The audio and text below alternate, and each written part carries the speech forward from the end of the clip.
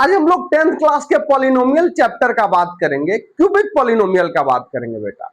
Quadratic के बारे में हम लोग पिछले क्लास में डिस्कशन किए थे, आज हम लोग क्यूबिक का बात करेंगे। क्यूबिक पॉलिनोमियल किसे कहते हैं? किसे कहते हैं बेटा? जब वेरिएबल का पावर 3 हो तो उसको हम लोग क्यूबिक कहते हैं। समझेगा बात को? लीनियर था तो एक वैल्यू उसका मिल रहा था, क्वाड्रेटिक था तो दो वैल्यू मिल रहे थे। किसका वैल्यू? वेरिएबल का दो वैल्यू मिल रहे थे। और क्यूबिक है तो कितने वैल्यू मिलेंगे बेटा? 3 वैल्यू मिलेंगे। मतलब और बाई क्वाड्रेटिक होता तो 4 वैल्यू मिलती। मतलब जितना ज्यादा पावर उतना ज्यादा वैल्यू, मतलब हाईएस्ट पावर यदि 3 देन वैल्यू कितने मिलेंगे? 3 मिलेंगे बेटा, इसीलिए इसको क्यूबिक बोले। क्लियर है? समझो बात को। जब 3 वैल्यू मिलेंगे और मानते हैं कि इन तीन वैल्यू, जो 3 जीरो, ध्यान देगा, वैल्यू मतलब जीरोज वही है ना। 3 जीरो यदि हम लोग मानते हैं कि अल्फा है, बीटा है और गामा है। सपोज करो कि तीनों जीरोज क्या है? अल्फा, बीटा और गामा है। अब समझोगे बात को। इसमें क्या कह रहा है? X cube variable, x square variable, x variable, a b c and d are numerical coefficient. Numerical coefficient कहो या रियल नंबर बोल दो, है ना। A b c and d are real number, और क्या होगा? ये सारे वेरिएबल हैं।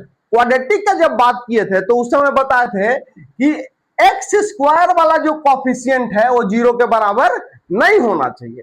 सिमिलरली इसमें एक्स क्यूब वाला कोफिशिएंट मतलब कि A is not equal to zero होना चाहिए। यदि ए जीरो हो जाएगा तो क्या होगा बेटा? एक क्यूबिक ही नहीं रहेगा। क्लियर है? अब समझो इसका न्यूमेरिकल कोफिशिएंट कौन कौन हुआ? ए बी सी और डी। इन सब के बीच में क्या रिलेशन है और इनके जीरोज के बीच में, मतलब कोफिशिएंट और पॉलिनोमियल के जीरोज के बीच में क्या रिलेशन है? यदि जीरोज क्या है? अल्फा, बीटा और गामा है। सपोज करो, आगे बढ़ते हैं।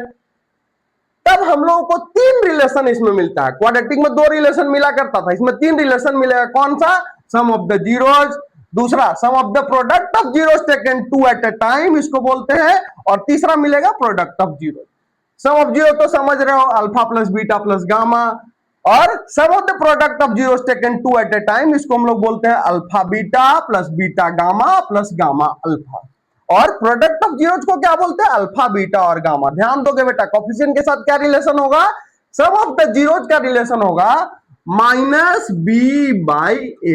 कौन सा बी? इसका न्यूमेरिकल कोफिशिएंट। ठीक है? और sum of the product of zeros taken 2 at a time, इसका ए रिलेशन मिलेगा माइनस बी बाई ए हो गया, और इसका मिलेगा सी बाई ए। और प्रोडक्ट ऑफ जीरोज का रिलेशन मिलेगा minus D by A.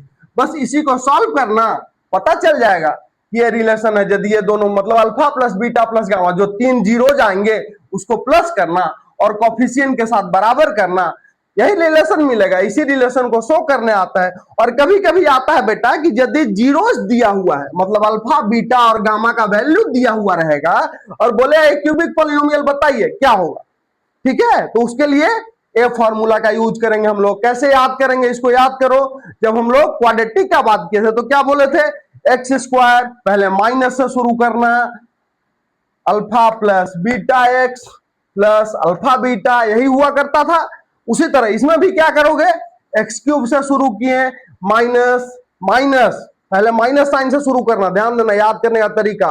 X cube minus alpha plus beta plus gamma x square, फिर माइनस के बाद प्लस का sign, plus alpha beta plus beta gamma plus gamma alpha x, फिर plus का sign, मतलब alpha beta gamma. मतलब क्या करना है? सॉरी सॉरी सॉरी, प्लस नहीं, यहां माइनस होना चाहिए बेटा। ठीक है? ध्यान दोगे क्यों? क्योंकि यहां पहले माइनस से शुरू किए, फिर प्लस होगा, फिर माइनस होगा। ठीक है?